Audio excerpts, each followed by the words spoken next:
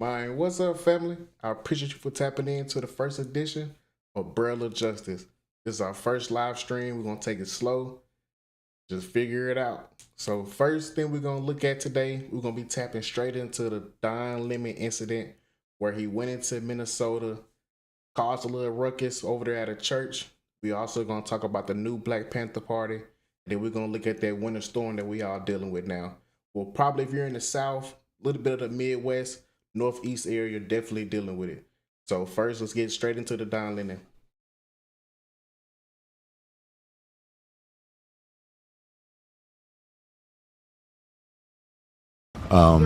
So that is what I could say. I turned our camera off of them because they're giving some critical information here.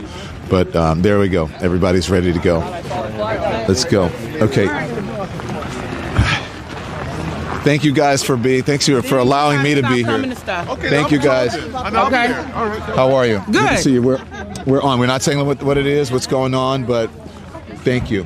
Tell us why you're doing this. So this is Nakima Levy Armstrong. She's on the show Nakima on Friday. Levy Armstrong, civil rights attorney, longtime activist here in the community. And, we protest and do activism in all kinds of ways. This is Operation Pull Up, more of a clandestine operation. We show up somewhere that is a key location. They don't expect us to come there. And then we disrupt business as usual. So that's what we're about to go do right now. We've had a lot of success with the times we have done Operation Pull Up. Yeah. After George Floyd was killed, we went to the Police Federation head's home and staged a demonstration there. We also went to the head of the U.S. Marshals from Minnesota after Winston Smith was killed by the U.S. Marshals. We went there after Daunte Wright was killed when AG Keith Ellison refused to take the case. And we forced the prosecutor who lived in Stillwater to take the case by showing up there 4 times. So this is our next action to call for justice for Renee Good and ICE out of Minnesota. But you get results. Yes, we get results. And with Daunte Wright, you got results. We got results because the AG's office was forced to take the case, and they successfully prosecuted the cop who killed Daunte Wright.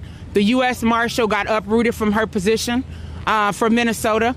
And then this was the start of weakening the leadership of the head of the Police Federation, Bob Kroll, who later we filed a lawsuit against, and he cannot be a law enforcement agency in Hennepin County, Anoka, or Ramsey for 10 years. So we've had success every single time. So basically, this lady, Mrs. Armstrong, leads an activism group, I believe, specifically in the Milwaukee area, the Minnesota area.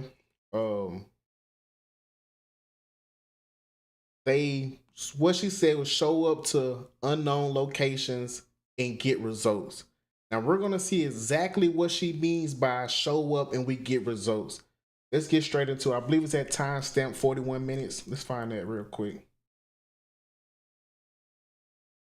Now, if you haven't seen this was Don Lennon's live. Don Lennon tagged along with them to go and do this pop-up.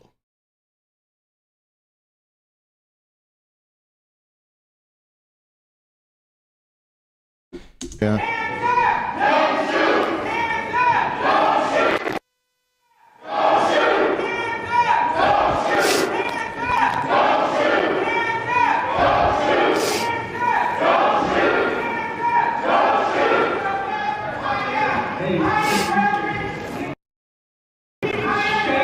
Oh no.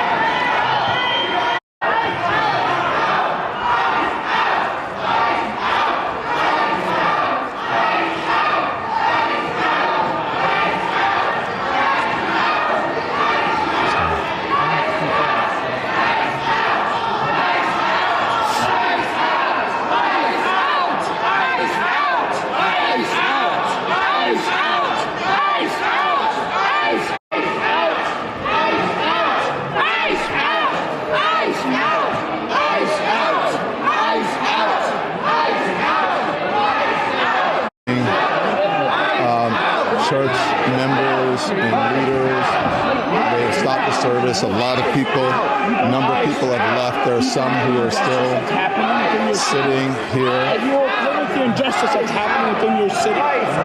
So basically what you're looking at is this lady, I believe it's Nakima Armstrong, along with some other activists, and Don Lennon, of course, who says he went as a journalist, decided to go into this church during their time of worship to protest ICE because they heard that or had information that a member of ICE or someone that helped ICE investigations either was a part of the congregation or a part of leadership in the church. So they felt it necessary to go and hold that church accountable for that. Now, we're not going to argue whether or not right or wrong. The proof is right there. I mean, the backbone that America was built on is the freedom to have whatever religion you want, to be whoever you want to be. And certain things within that is protected. And so when you have someone who's interrupting any type of religious service, whether it's Christian, whether it's Muslim, being a mosque or anything like that, I mean, it's not tolerated. It's not allowed. Now we're going to look at a little bit more of this. He had an interaction with the pastor of the church. We're going to see exactly how that conversation went.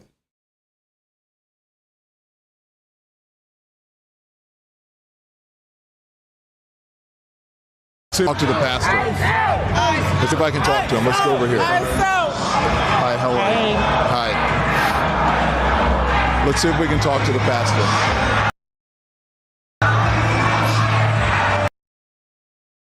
The connection is crazy. Maybe why they're here.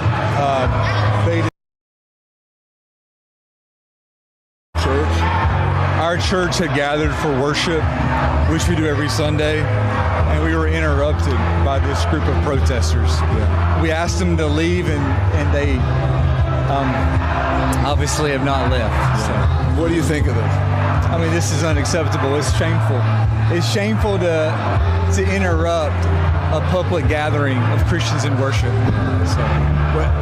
But there were folks who will say, I have to take care of my flock. Okay, but listen, we live in there's a constitution in the First Amendment to freedom of speech and freedom to assemble and protest. Yeah. We're here to worship. We're here to worship Jesus because that's the hope of these cities.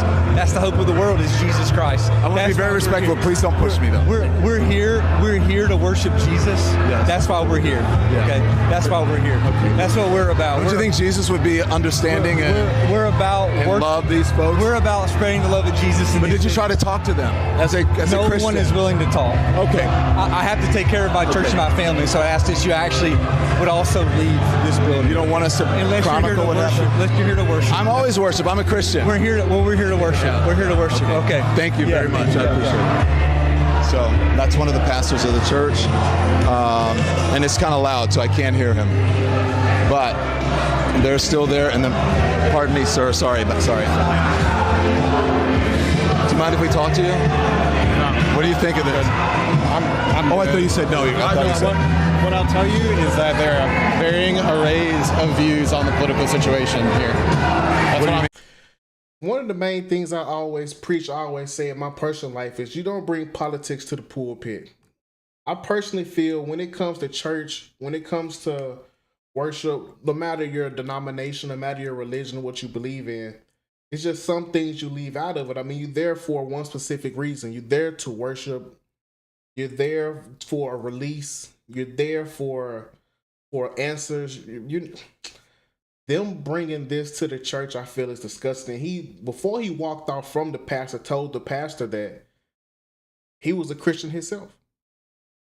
So you telling him, I'm also a Christian and I'm seeing nothing wrong with what I'm doing. All's while you brought a whole protest in there. I just think it's sick, man. I just think it's sickening. I had to bring some extra light. I know my little channel isn't doing much justice bringing light to it, but I mean, as many eyes as we can get on this, I think is necessary. We're going to look at one more conversation from this incident, and I'll make sure I link the full video in the description as soon as this live stream is over. You can go and view it for yourself. We're going to look at one more conversation he had with someone, a bit more lengthy, but went into a lot more detail and depth as far as the debate he was looking for.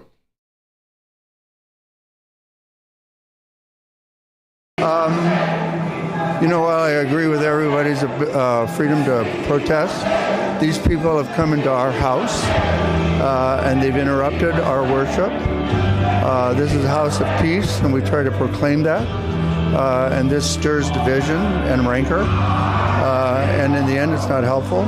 Ultimately, I believe they've lost. They've emptied a house of worship. Everybody's gone home. Their point has been proven worthless. And so, in the end, I think they lose. But more importantly, if I was to break into any of their houses uninvited, cause derision and upset according to their values, I would be kicked out ultimately. It's not a good way. I feel violated. I feel interrupted. I feel angry. May I ask you something? When you were saying if you had showed up at their house, they're saying that people are showing up at houses where they're citizens Yes. or without due process Yes.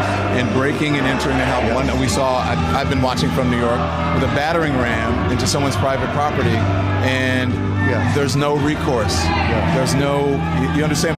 So here we're comparing ICE running into people's homes or jobs to them protesting during a church service because they heard one of the members was associated with ICE. I think that's some crazy inflation they're doing there, but let's keep going. Let's catch the rest of this debate. It was pretty cool. I felt it was necessary to look at. Let's catch the end of it. What I'm saying? This is all part of a much larger dialogue, in my opinion.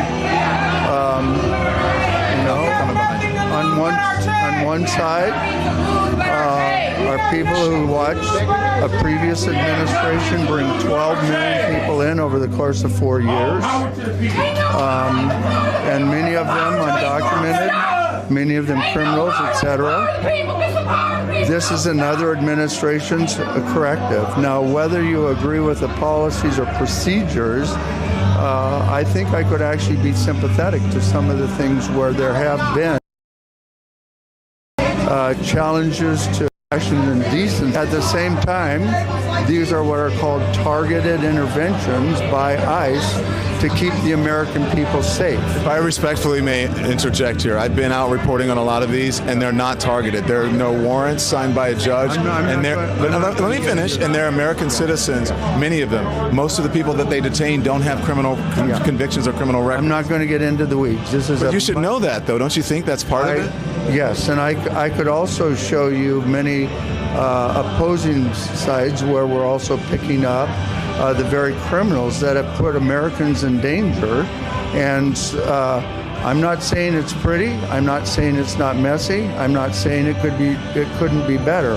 I'm saying this is a part of a much larger dialogue in which one administration caused a great deal of chaos and havoc and danger for American citizens, and another is trying to correct that. Do you believe that? Why honestly, Okay. let me talk to you just on the facts. You're not a journalist. Yes, I am. I want to give you the facts. No.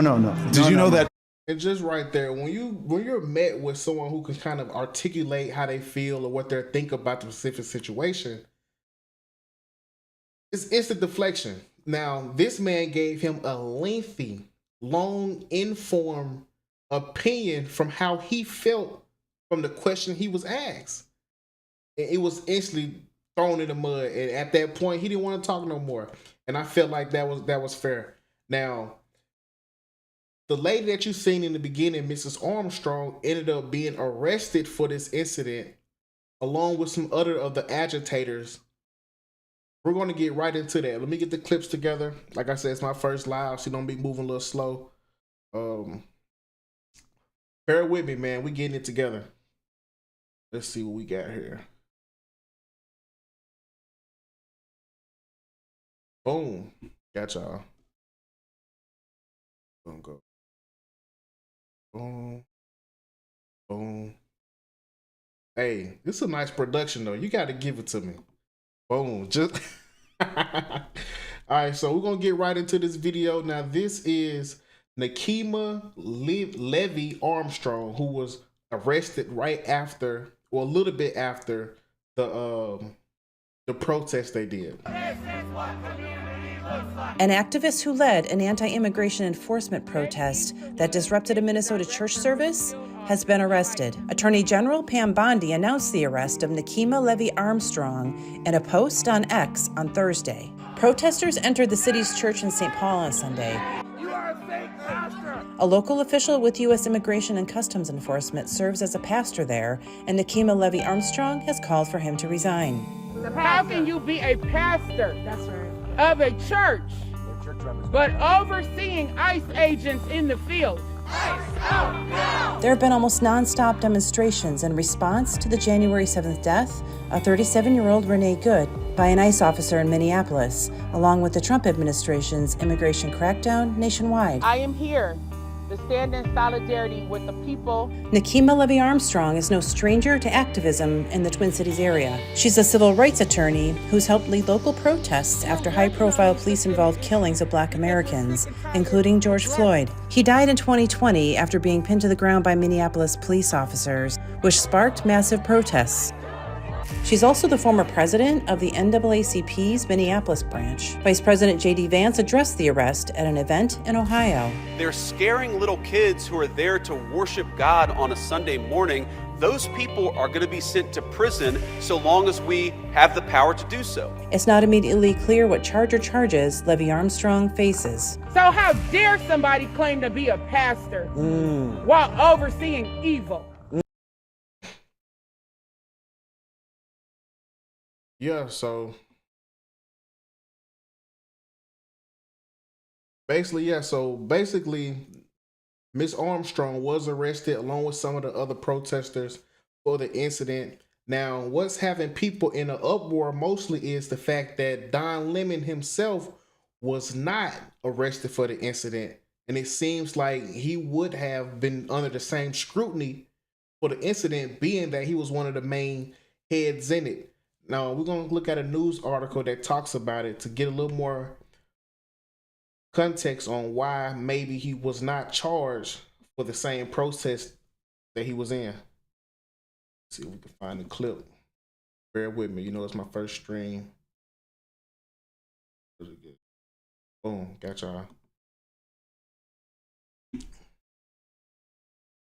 Gonna transition y'all right back. A little music in here, Don. The background music or something.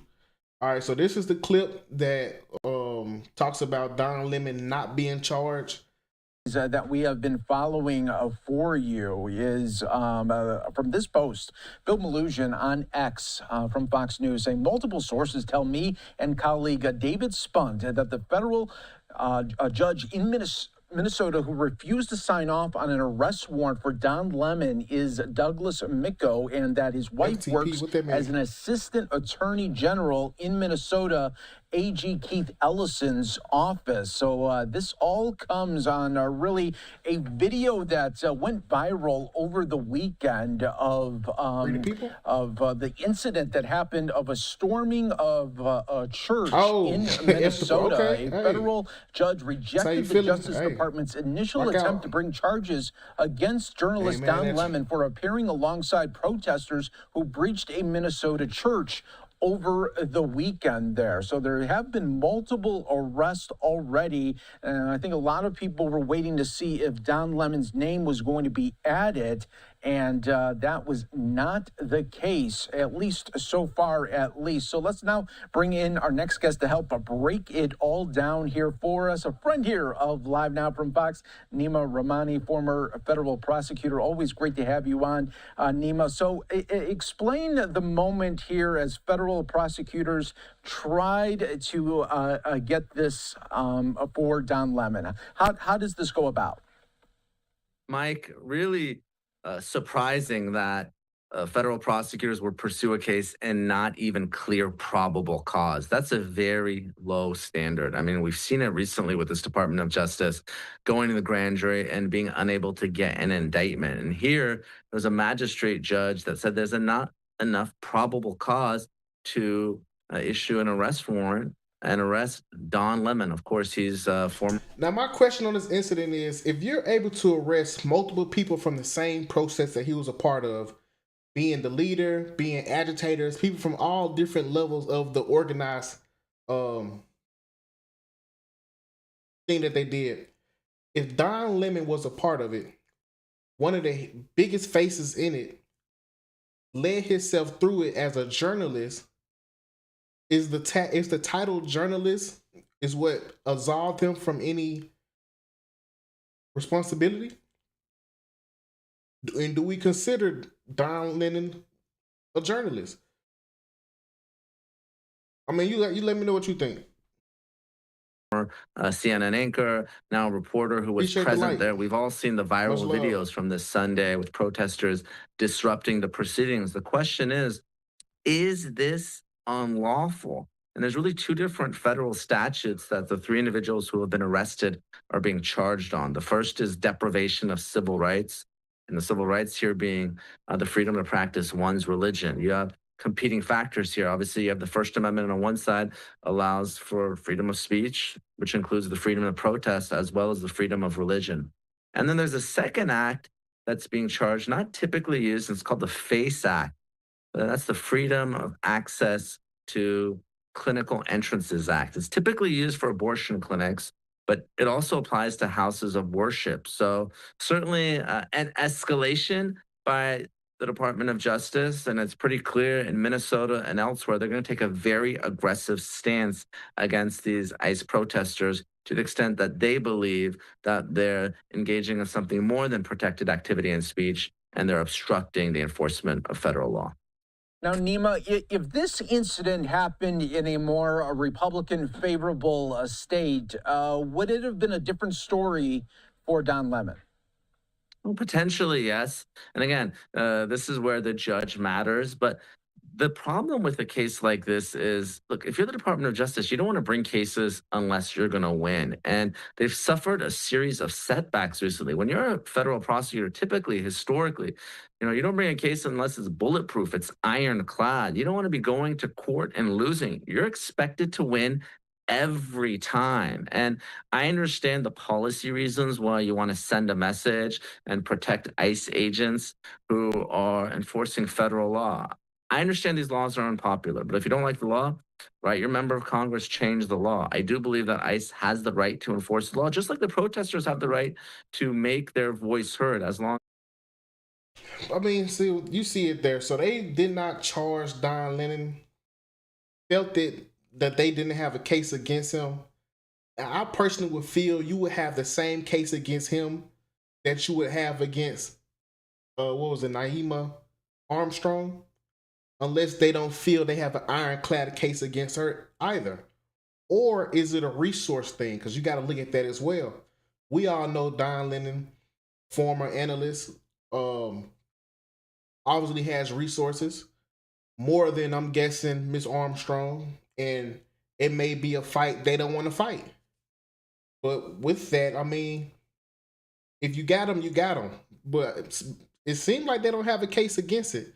Now, they're talking about different acts and things that they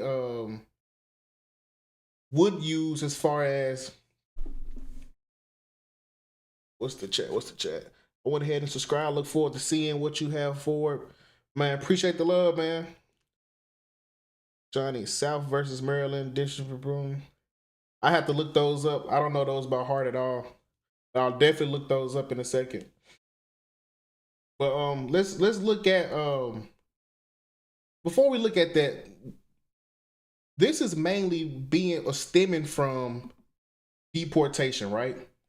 The main problem in these incidents is deportation. Now, we're sitting here fighting against deportation. I don't think personally it's because of deportation. I think it's simply because of who's doing the deporting or who's in charge right now. What they like to call it, Trump derangement syndrome. Any other administration who was in this position right now, I don't think would have caught that flack. America's favorite president, I feel, had a more stern hammer on situations like this, and I feel like people forget yesterday. People quickly forget yesterday. So let's take a walk down memory lane and see exactly how past administrations handled deportation, and let's think back to how our community, people we know, and everyone around us felt about ICE and things like that back then. Let's see. Last time we spoke, you said that you weren't king, you were president. There were only certain things you could do unilaterally. As time goes on, 1,000 deportations on average a day. People are wondering, and our Twitter feeds and Facebook feeds, that's the question everybody asks. Won't you at least consider unilaterally freezing deportations for the parents of deferred action kids? Yeah. Here's the problem that I have, Jose, and I've said this consistently. My job in the executive branch is supposed to be to carry out the laws that are passed. Right there, real quick. I hate to stop it on you. He asked him a very specific question. Will you halt or slow down deportations to keep families from being separated? Right? The problem that I have, Jose, and I've said this consistently. My job in the executive branch is supposed to be to carry out the laws that are passed. Congress has said, here's the law when it comes to those who are undocumented, and they allocate a whole bunch of money for enforcement. I'm gonna tap into that comment, 1 second. What I have been able to do is to make a legal argument that I think is absolutely right, which is that given the resources we have, we can't do everything that Congress has asked us to do. What we can do is then carve out the DREAM Act folks, saying young people who have basically grown up here are Americans that we should welcome. We're not going to have them operate under a cloud, under a shadow. So, real quick, you said if they really want to deal with the immigration issues, they would stop the welfare. Obama deported more without this violence. They're priming us for a police state. Now, did they deport more without this level of violence? We don't know. Why don't we know? We didn't care to record. We didn't care what they were doing or how much violence they used. This probe that we have that we're using, that we're nitpicking every small detail of how these people are operating today, it's only because of the current administration, I feel. Now, if you ask me, in my personal opinion, this is complete opinion. This is not a fact at all. I would go as far as to say that they probably got away with more during that administration than this one, being that we didn't pay attention to what the hell they was doing. They was just doing it. We didn't care. We didn't stop it. We didn't protest it. ICE rode through the neighborhood. We didn't even know what they looked like back then. Now you walk through the grocery store and they fit the description. Everybody screaming ICE, honking horns in the parking lot. It's a magnifying glass on them. So I couldn't imagine it would be less violent then versus now. Now I get with the recent incident with I can't think of that lady name. You know, the one that just got popped in by ICE. I could understand where tensions are high of that, but I don't know if I could just off rip say that it's more violent now. There's just a big magnifying glass on what's going on, I feel. That's a good take though.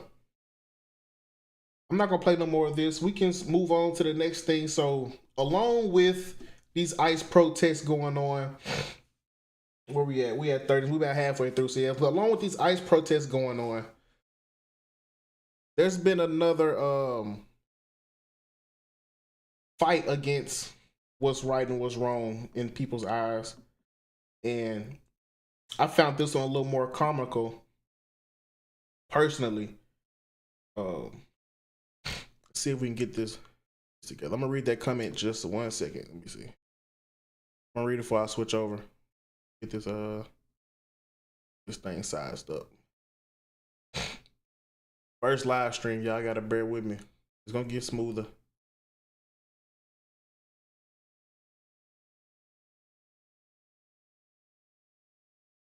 All right, so real quick. Actually, we do know they would send a letter and illegal immigrants will go to court and then be deported. Her name was Renee Good. Shout out to Renee Good. All right. I can't argue that. I have no knowledge of it, so I couldn't argue no point on it. I could just hear your opinion, respect it, and give mine. Honestly, I should what we had. Yeah. All right, so along with these ICE protests going on, there's been a rise in people wanting to fight against the oppression because they felt it was wrong. Now, I felt this one to be kind of comical personally. Let's just jump straight into it.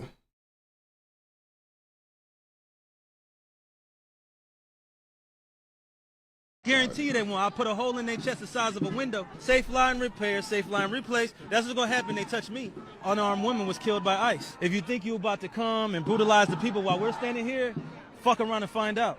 Our interactions with the police and ICE, and we hold them accountable. We hold them accountable. We patrol the community and we hold them accountable. The Black Panther Party for Self-Defense, we're the same Panther Party from back in the day, but we're a little more aggressive now, you dig? Carry bigger guns and we don't take no shit.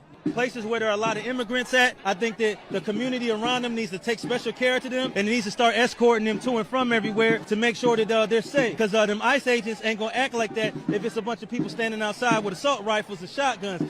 It's a semi-automatic shotgun. That means them shotgun shells that shoot out of a pump, they shoot them rapidly. If you are gonna legally arm yourself with something bigger than what they got. Those who serve in the public, they should be fearful of the public. They should be fearful that the public's going to be dissatisfied with their job that they're doing, not feeling like they're tyrants, not feeling like they're bullies because they got guns and body armor and walkie-talkies. That makes them immune to whatever the people would do. I think you want to correct the ideology of the pig and the mentality of the slave catcher. You meet them with equal force. All power to the motherfucking people. No power to the pig. Don't know ICE. Now, if you ask me, it's a little weird. Now, I say it's weird because he reps the original Black Panther Party. He says we're the original Black Panther Party. We're just a little more aggressive now. I don't think that the original Black Panther Party will be fighting on behalf of immigrants. I don't feel that we're putting as much time and attention into our own backyard. I think we have, if we have a Black Panther Party that's here and that's been around, that seems established, funded, or whatever the case may be, talk well, speaks clearly. If they've been around, where have they been for their own community? I didn't hear about them during none of the incidents that the Black community was going through in recent years, any of the protest or any. Why now are we getting Black Panthers popping up on our radar once we're fighting immigrants, once we have an ICE situation? I don't see this to be a Black Panther fight. Now, I may be wrong. We're gonna look at one more video on this. We're not gonna spend too much time on it. You said they're fighting. So you said they're fighting the police state. ICE isn't about immigration. ICE is a pretext for the police state. I gotta completely disagree with that. I completely disagree. The purpose of ICE is for deportation. You got Border Patrol that protects the borders from the immigrants coming in. You got ICE who's inside of the walls taking immigrants back across the border. I wish I knew how to put the comment on the screen. I gotta figure out how to do that. I be seeing people put their comments on the screen. What this button do? Oh, that don't do it. Yeah, I don't know how to do that yet. I don't want to click too much stuff, mess the stream up. I'll figure that out. But let's see what someone else had to say about the Black Panther Party fighting this fight.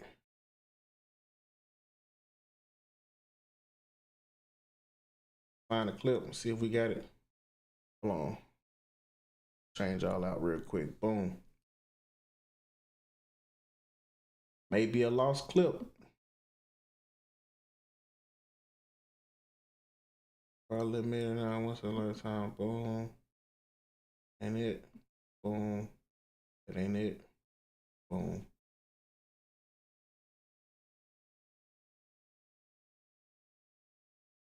Yeah, man, I can't find it. So we're gonna move on.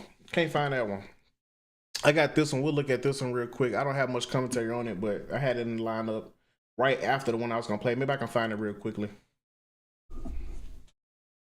Play organization. They get their vest on, you know what I'm saying? They grab a gun and they go out and they march in formation, but they've never actually completed a task for us that we've needed them to complete. I'm not talking about all these little liberal tasks that they be doing, tasks that help everybody. I'm talking about getting things done for us. Khalid Muhammad went out and physically fought the KKK in the streets. The Black Panthers weren't there, and they ain't been there. Don't come to me with this Fred Hampton nonsense. He's also not here. So in between the time that he's been gone and now, what have they been doing? Nothing but cosplaying. The Rainbow Coalition. Let me tell you something about a Rainbow Coalition. Every time black people coalesce to get something done, every time we come together and we're like, yeah, man, put our heads together, we ready to crack, we got to include somebody. And what happens besides us getting watered down? What happens? The movement gets destroyed, infiltrated by feds, and they always come through that pipeline, through the coalition pipeline. And you know who's responsible for that? The Black Panthers. I don't care who don't like what I'm saying, because you ain't also busting no grapes, so shut up. I'm sick of cosplayers coming out here and acting like they finna do something. Ain't none of y'all been on real shit since never. Y'all saw people get beat up on Edmund whatever bridge, and ever since then, you just been getting the backs kicked in, and ain't not one of y'all, and the ones who do end up getting locked up. We go to prison. That's where we go, to prison. We get locked up. So yeah, this guy had a lot to say about the current new Black Panther Party coming out. Now, I found the original clip I told you I was looking for. I'm finna pull it up, getting it set up now. But I kind of share that same sentiment to an extent where it's often that a lot of times we don't really get anything for ourselves, and I say that in the means of it's easy for us to start advocating when someone gets their just due. At the same time, we can't forget about the amount of time we spent fighting for our own things. And to see a party, now not saying that I'm with what they're fighting for, because personally I don't real aligned with that ideology, me personally, but I just think it's kind of weird how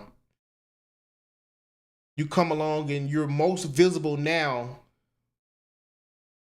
when this is going on, but you are nowhere to be found when your own people are doing their own fights. That's how I feel personally. I've never heard anything about them until it was time to fight ICE. Now here's the video I was talking about. End up finding it. This is an original Black Panther leader. He was one of the leaders of the original Black Panthers. Not like, I don't think a head, but he was definitely one of those top guys. Let's play it and see what he had to say about the new Black Panther Party. Our stance is, for illegals. We're not gonna step in front of that. That's not our fight. That has nothing to do with us. We're not going to step into that fight and going through the community defending somebody that we didn't even want to be here. You know what I mean? We got brought over here. We didn't want to be here. And this is a problem we've had since our shackled feet have hit the soil. So we've always had the SWAT teams coming in our communities, doing whatever they're doing. And sometimes, yes, they do pick up the wrong people, things of that nature. This is the same situation. It's just got a different name. It's a raid.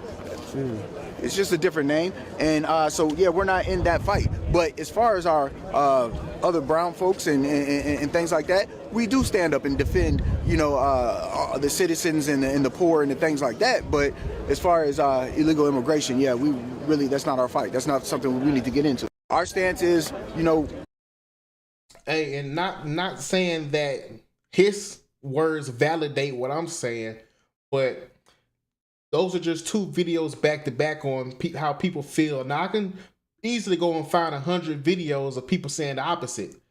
advocating for it, saying it's great, saying that they love it. This is just my take on how I feel about it. You know what I'm saying? We here at the Barrel of Justice. It's my ideas. So that's personally how I feel about this Black Panther Party. I kind of don't understand why. Not that I have a problem with them, but why now? Why during this incident for a different group of people? Now I see that you say it's not for them, it's for police interaction, but just like this guy stated, man, they've been kicking in doors, running in houses, snatching people out for years. Why does it matter so much now when it's them? I just feel like we often have so much wind under our feet to stand up and fight for someone else. When it's our own community, we don't really step up for those situations. That's just how I feel about it. Now, we rounding about 45 minutes. The last thing we're gonna look at. Let me see what we're gonna end on today. I'm not gonna hold y'all too long. It's my first live stream. Feeling good about it so far. Know it's a bit choppy. Appreciate y'all sticking it out with me. 74 views, a decent number of comments. Thanks to my boy Johnny Nobody Knows Doe. Shout out to you. Definitely kept the conversation going. Definitely kept different viewpoints going. And man, I promise you, bro, I really appreciate the comments from any perspective, any point of view. I don't care. I'll listen to it all, man. I don't subscribe to one news outlet or anything like that, man. I like to hear all opinions.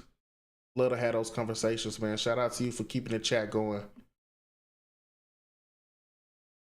Now, the last thing we're going to hop into, because personally, I'm supposed to be in one of the red zones where I'm currently at.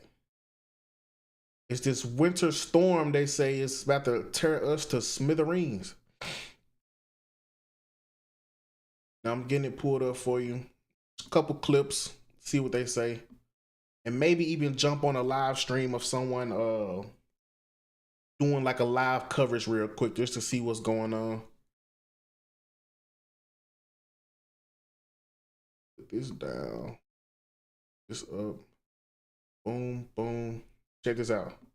Boom. How y'all like these transitions? How y'all like this layout? Y'all let me know.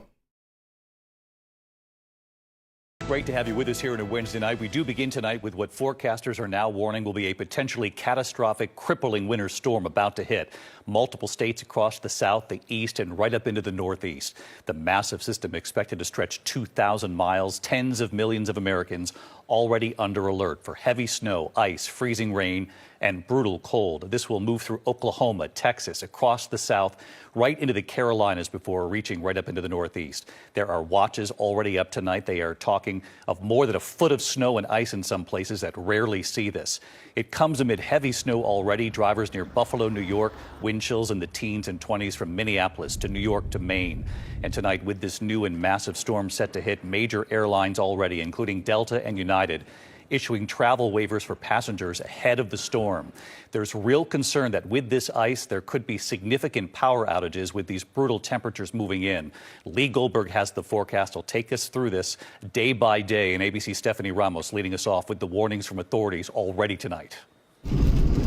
Tonight, the National Weather Service warning millions to prepare for what could be the most crippling storm in years. The system fueled by Gulf moisture from the south and supercharged by some of the coldest air of the season will stretch some 2,000 miles. It will bring feet of snow and ice to millions.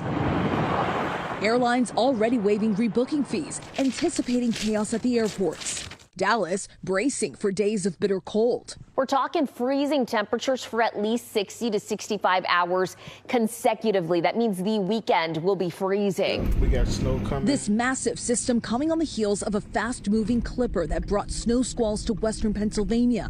Travel treacherous. Vehicles flipping on their sides. West of Boston, a 4-alarm house fire in Oakham claiming one man's life. Firefighters battling single-digit temperatures, freezing hoses. So what y'all think about this storm coming? Let me know what y'all think, man. Like I said, we're supposedly about to be in the middle of it right now. We're gonna look at what another guy had to say about the storm. Where are you guys watching from, and what is the weather like where you're at right now? So it's 21 degrees where I'm at. I'm in the south. Feels like 4 degrees. Wind is going crazy. And shoot, in the next 3 hours, I should be having some snow. Should be having some snow the next 3 hours. Y'all let me know what it's looking like where y'all at. Where y'all watching from? What it looking like? What the weather looking like, man? We gonna make it? I'm hoping it's not another one like Houston had. Now, I wasn't in that area, and I don't think my area would get to that point, but definitely could be some power outages for sure. I've been waiting to talk about the storm that's coming this weekend because I didn't want to freak people out.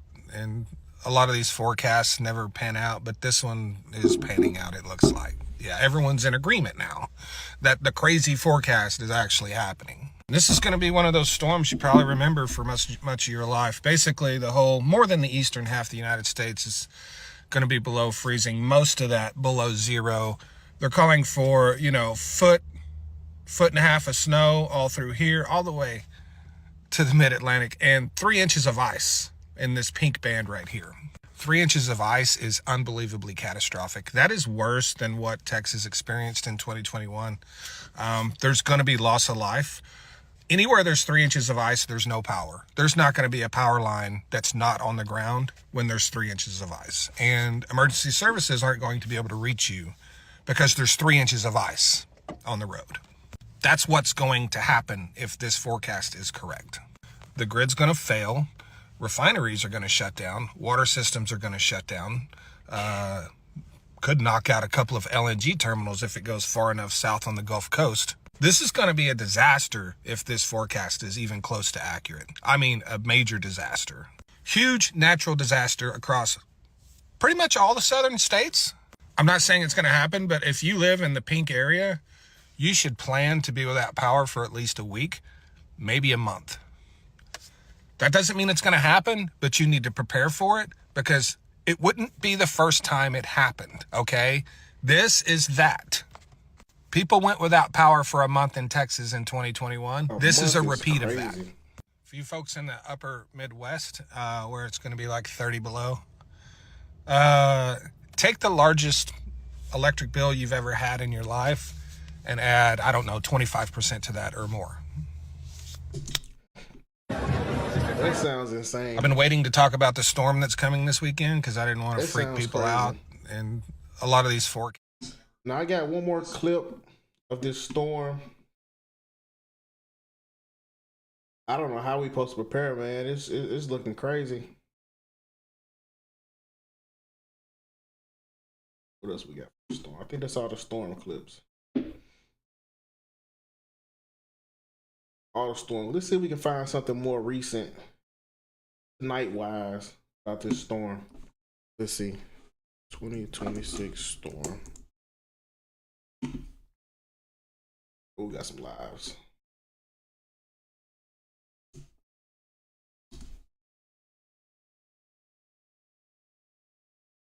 What y'all think about it?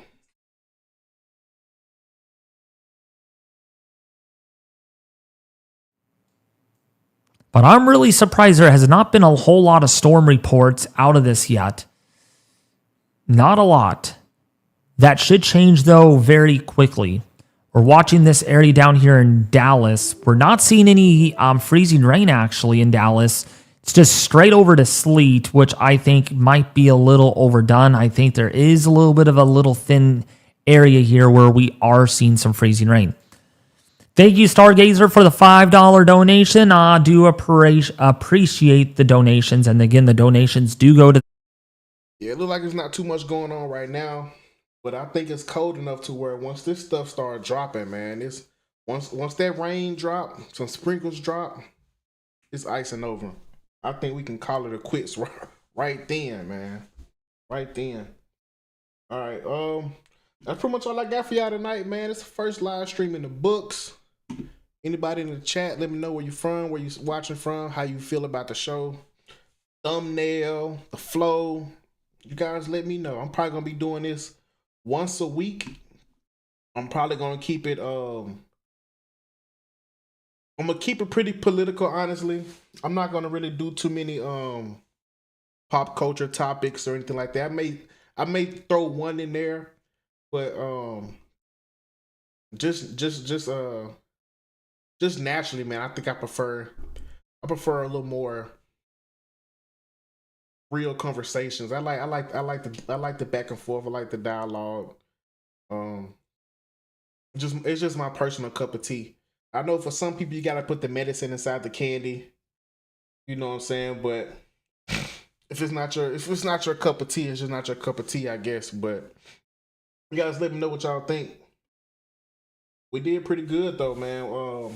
Over 100 for my first live stream, over 100 views.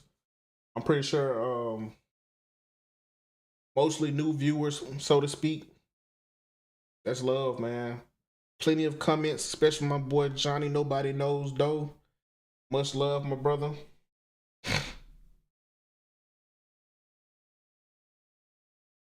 Anything else? Double check everything. I'll tell you what. Let's see. No, that's about it. Yep. Now, I had a couple more things we can look at real quick. Where we at 52 minutes. We had 52 minutes. I need to get about 8 more minutes out of you guys. So I got like 1 or 2 more clips I can put on you. Now, you guys know the Somali fraud that's been going on in Minnesota as well. Just recently, Governor Tim Walz and the mayor also has been subpoenaed to court. Now, will they show up or whatnot? I can't tell you. But let's take a look at that real quick. Y'all guys tell me what you think about it.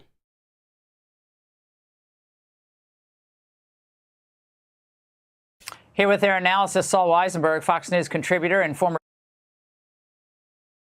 deputy independent counsel, and Mike Davis, Article 3 project president, former law clerk to Justice Neil Gorsuch. Saul, let's start with you.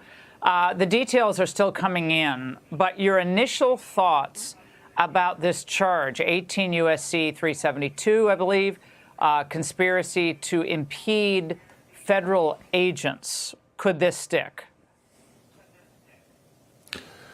Well, they certainly have a right to investigate it, and some of the statements made by the governor and certainly the mayor are very disturbing. As you know, it's hard to go after people for even under federal criminal statutes for conduct that is pure speech. So we'll have to wait and see how the facts develop. But the idea that you would not be able to start an investigation based upon this, I completely reject. And when we talk about using language and words, and let's go to Mike on this, it's really language and words that lead to action on the part of the agitators on the ground. When you're telling them to film, to track, and calling this an invasion, Mike, that comes pretty close to incitement, and one would think... Now, why I found this kind of relevant, they're comparing it to incitement. The words, the rhetoric, what they're telling their citizens to not comply, they're telling the police forces to not help ICE and things like of that nature. And it's kind of causing incitement and hostility with ICE agents while they're performing their duties. Some people are comparing this to the January 6th incident, where you had a group of people that went to the Capitol in protest, and it kind of got a little physical. Now, I'm not going to speak on that situation specifically. I don't have much knowledge of it. I'm not in a position to speak on it. But I can say that people are comparing the two, saying that this will be a mirror situation to that.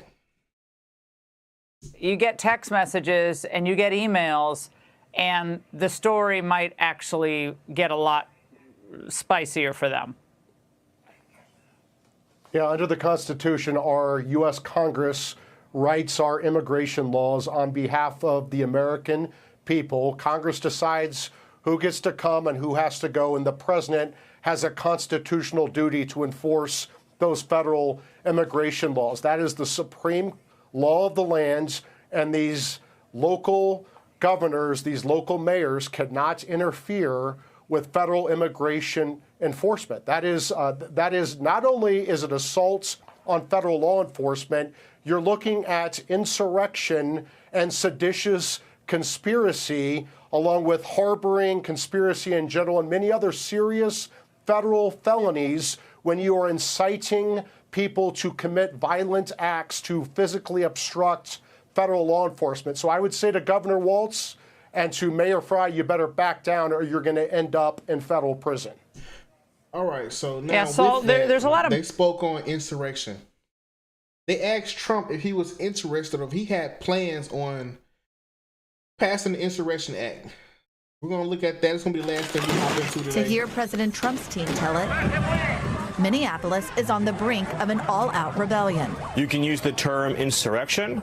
You can use the term domestic terrorism. The Insurrection Act is a tool at the president's disposal. With the deadly shooting of Renee Good by an ICE officer in broad daylight, sparking days of protest in the city and across the country.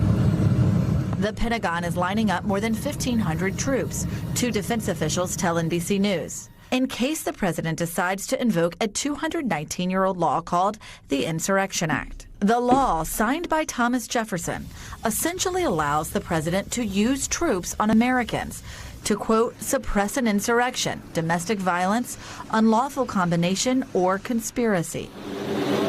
It suspends the constitutional protections that prohibit the U.S. military from enforcing domestic laws. And it gives the president vast discretion to decide what is an insurrection. The law is written in vague and archaic terms that don't provide clear boundaries for the president to invoke the law. That's why it's important to look at how the law has been interpreted and applied by the executive branch. So yeah, so they're in talks. Now, I don't think this is going to be a thing. I think it's very unlikely. I'm pretty sure people are going to get their act together before it ever comes anywhere close to having to do that. But it's not far-fetched for them to do something like that, being that we have National Guard already in cities around the U.S. I'm currently in a city where they have released the full force of the federal government. We have, where I'm at personally, we have HSA, we have DA, we have Border Patrol, we have almost every government agency that fights crime is in my city, along with ICE and everyone else, and the National Guard. So I don't think that it's uncommon for him to put his boot down inside of Minneapolis. But in the way they're saying it, Insurrection Act, I don't think it's going to come to that. Now, will he make it a police state as he is other high crime cities like Baltimore and Chicago and things like that? Maybe. But I don't think they're going to pass no special law to try to get those people under control. I don't think it's ever going to come to something that severe inside of a U.S. city. I mean, at that point, you're almost looking at civil war because you can pretty much guarantee nobody's going to back down. No matter what you put in the city, no matter who you send to the city, I don't think anyone's going to back down from anything. I mean, this is America. They said, you know, you behind every blade of grass is a gun. So I don't see them ever putting that much pressure on those pipes. But that's all I got for y'all tonight, man. This is my first live stream. I appreciate everybody that tapped in to check it out. I'm probably going to be doing this once to twice a week. Depending on the feedback, we might ramp it up. This was pretty cool. Not going to hold you no longer, man. I appreciate y'all for tapping in to the first episode of Barrel of Justice. I'll see you next time.